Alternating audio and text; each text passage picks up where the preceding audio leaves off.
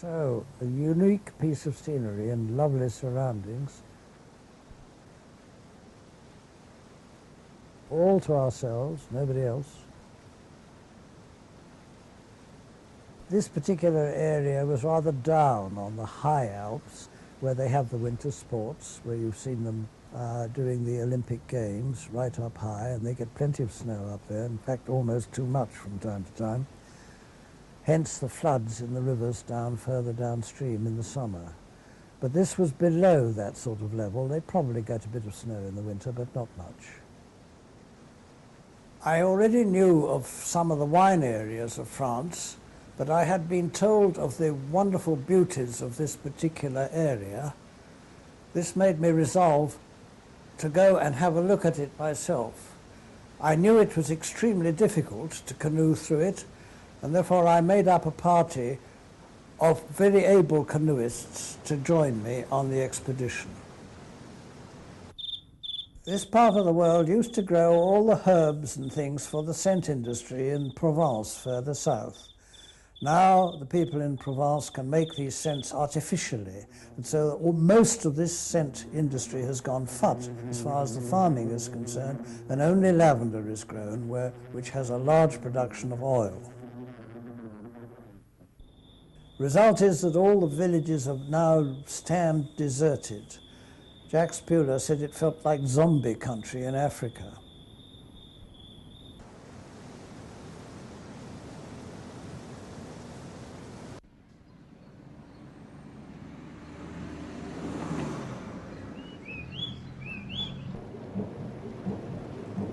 And here is Heather Meakin. Is one of the strongest girls in the country, we've told. In fact, one of her difficulties was that as she paddled, she used to break her paddles. She'd be roaring with laughter as she went down the river because she only had half a paddle left in her hands.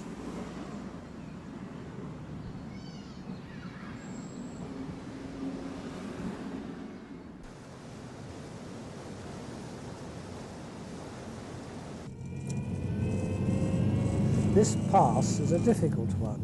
You can see the road up there, very exposed edge. So if something went wrong, you either ran into the cliff, thousands of feet above you, or over the edge and fell into the river, thousands of feet below you. It really was a bit of a scary drive. You just had to be careful about it.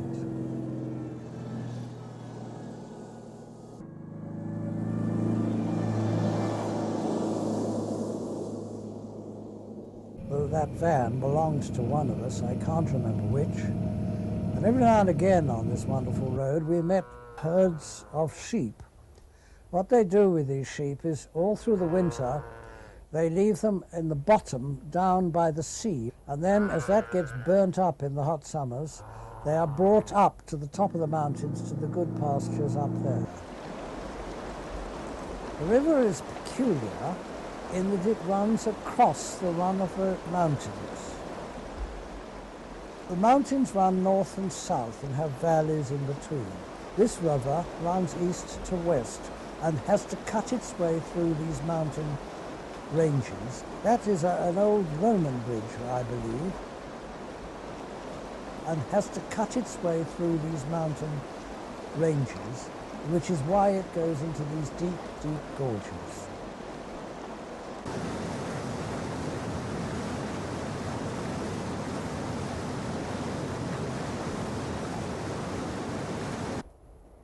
Naturally, the electricity people seize upon the opportunity to have reservoirs and have power stations.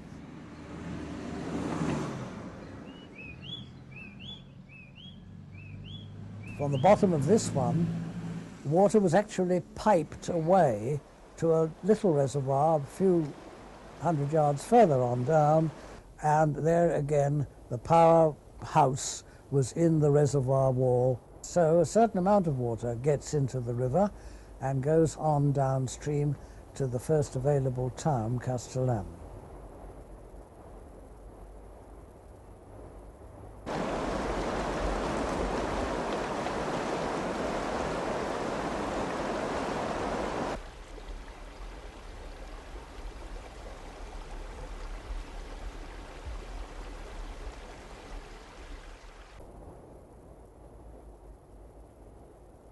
This is an old fortified town, really rather lovely. Probably got concrete hotels in it now. Here was a time when we felt we had a piece of the river that we could do quite safely.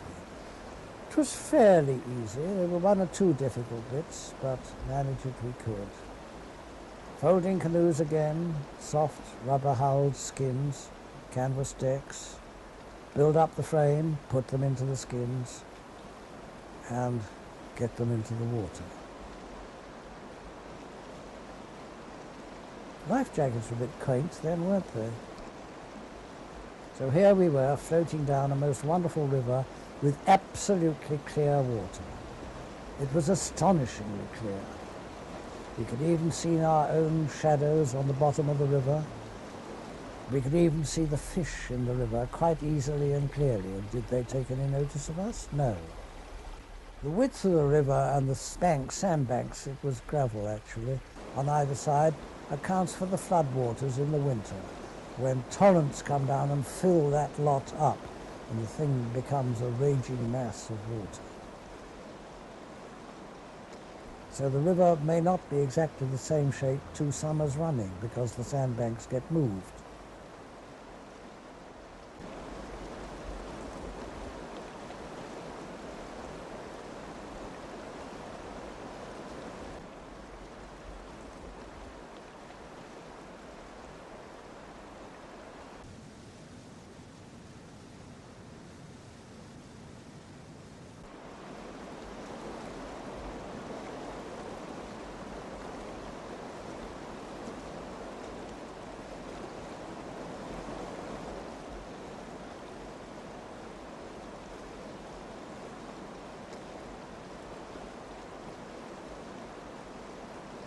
Wait above a rapid, have a look at it, perhaps by getting out and walking, or perhaps just having a close look at the edge and see whether you can get down reasonably.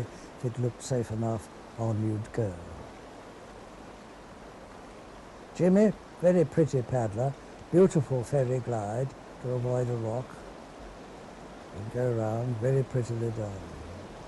He was a natural canoeist, he never trained, he just did it beautifully. Jack Spuhler was our interpreter again. He's a Swiss, and what he did behind the rock here I don't quite know. Here he is coming down, disappears behind the rock, and then comes out again rather peculiarly. Swimming. I suppose he wanted to cool off or something. Anyways, perfectly safe, large back eddy, empties the canoe out, gets in, we carry on. Warm to hot weather, not very hot, so we hardly needed to change when we got wet. River not that cold, it came out of those reservoirs. This is Jim again, managing a bit of a whirl, quite safely. We didn't have an awful lot of wild water technique in those days. The strokes were very limited. It was only later that we began to learn all the wild water technique of today.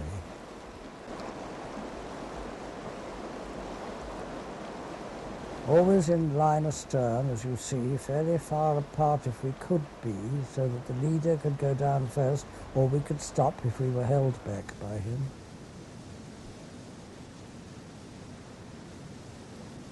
You see how our boat's shadows are reflected in the bottom of the river there? Really was the most wonderful water.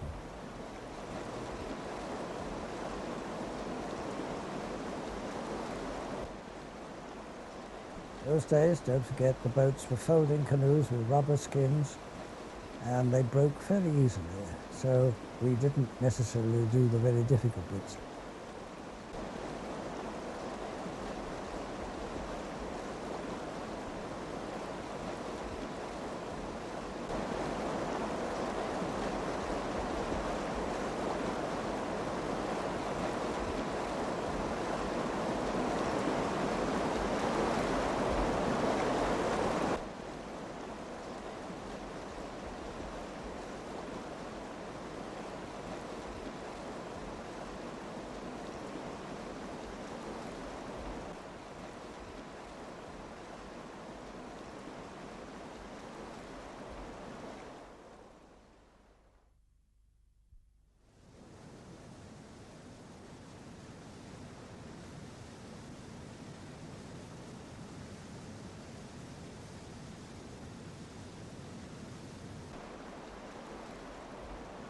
Now came the part which we weren't so sure about, where we had to be on the qui-vive for things happening. We tried to find a route down, decided discretion was the better part of valour, and we would carry round.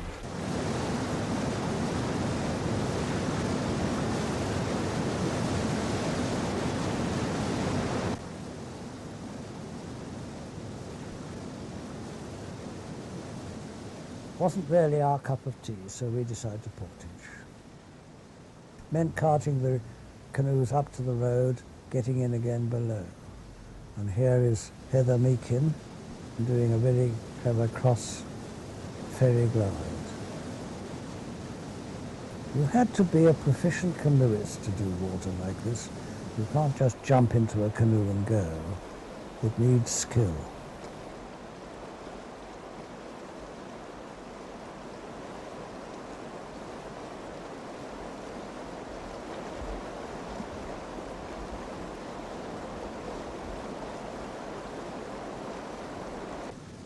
Tiny little canoeists at the bottom of the river paddling away there. All carefully far enough apart not to run into each other should anybody in front come to grief. Always a possibility. Always leave enough room. Wait your turn. Have somebody at the bottom as soon as possible, and when he's set up, you can come down and he will sort you out if you do come to grief below.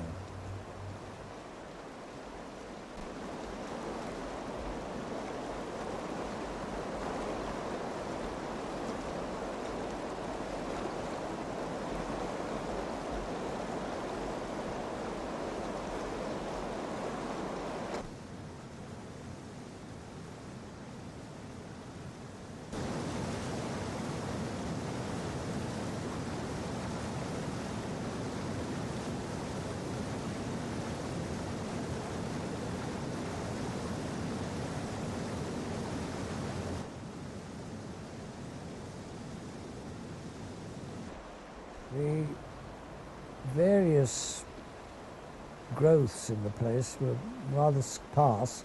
The trees in the bottom of the gorge were fairly all right because they were protected by the depth of the gorge. But the other stuff, no, and the limestone was thick. Dolomite doesn't carry foliage very much, it's a bare rock. Not a very reliable rock, it breaks very easily, hence the piles of scree you will see at intervals where the mountain has just poured itself into the river.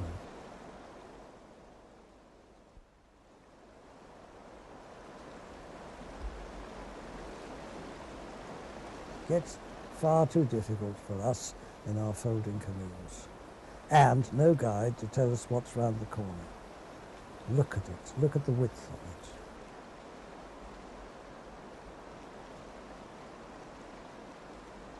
People trying to say it's possible and then deciding otherwise. Me with nothing on there. Shocking. Good meal before we start because we had been told that it was a 4 hours walk and we thought it was 4 hours walk there and back and our cars were down the other end anyway. We discovered to our horror when we did it, it was 4 hours walk there.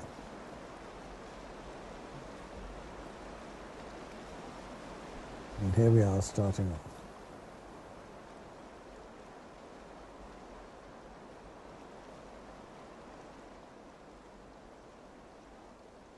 It was a longish walk, fairly hard. Ladders in one or two places, iron ladders set in the cliffs. And paths which I reckon would have to be cleared every year to make sure they still existed.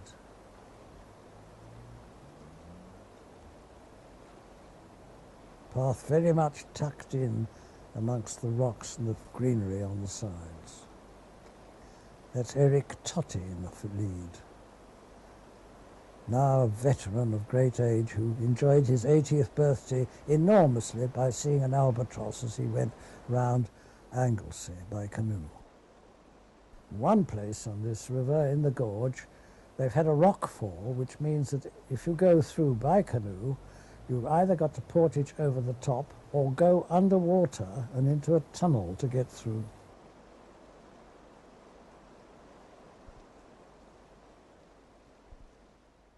Climbing out, here were our cars waiting for us. This is where the rockfall had occurred down there. Difficult to see, isn't it?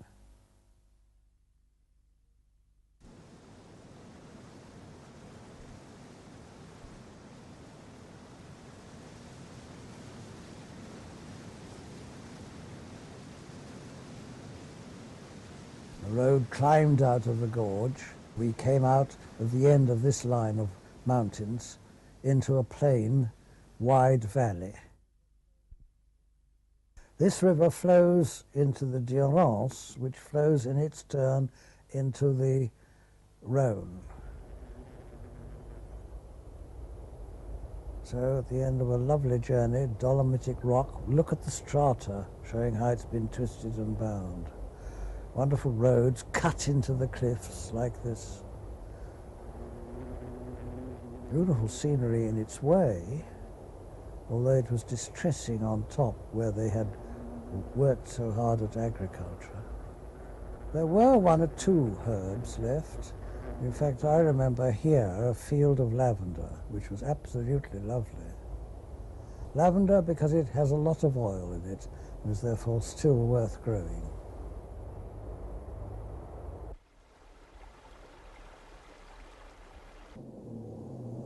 Two small vans. Can't see what they were, can't remember. As I tried to explain before, we came out of the end of this line of mountains into a plain, wide valley. Having crossed that, we'd go back into the next gorge. This is the bottom end of the Grand Canyon. This lower gorge is lower in all senses, no high cliffs. Still interesting, still dolomitic.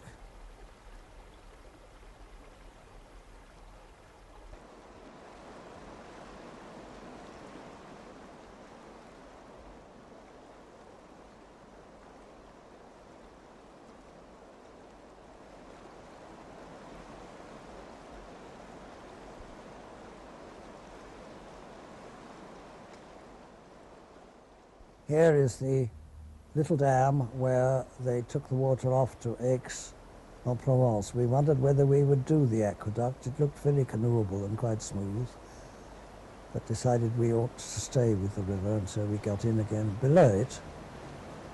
And a bit of bump and scrape there. If we're going to canoe that lot, I think we carry below, don't you? Don't like bump and scrape in these delicate little canoes. That's my canoe on the right there. And the usual business of lining down to get to a place where it's safe and easy to get in.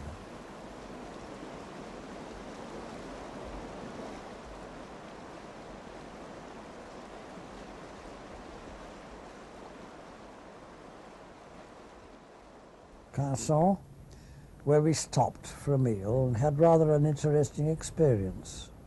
We sat for ages waiting for our meal until somebody came into the cafe and said, "Where are all these English people with all these English cars outside?"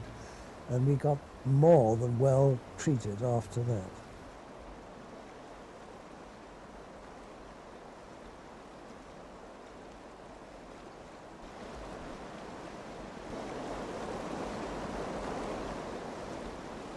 Placid, easy paddling with some excitement, very well worthwhile.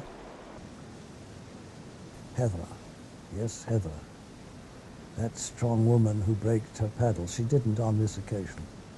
She had a way of laughing at danger.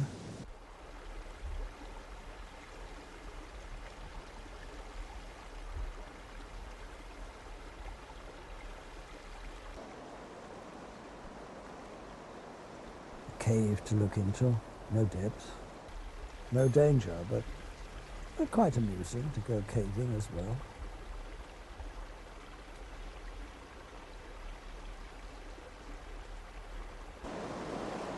Jim Barbour leading the party this time, I think.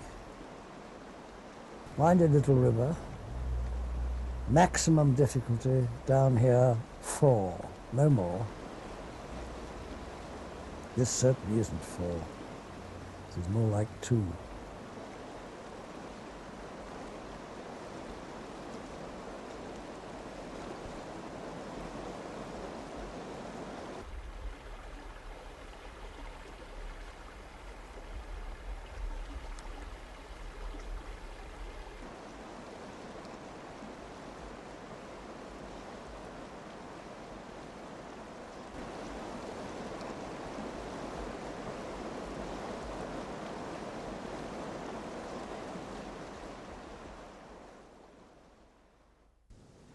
All the campsites were worthwhile, pretty little campsites.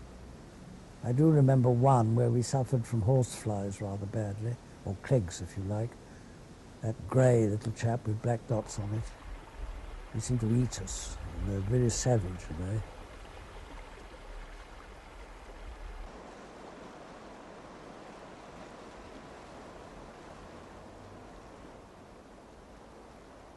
Placid, easy paddling, with some excitement, very well worthwhile, but do remember, if the hydroelectric people haven't got at the gorge and dammed it up, it is tricky. You really must know what you're doing in very difficult waters, because it will take you a day or two to walk out.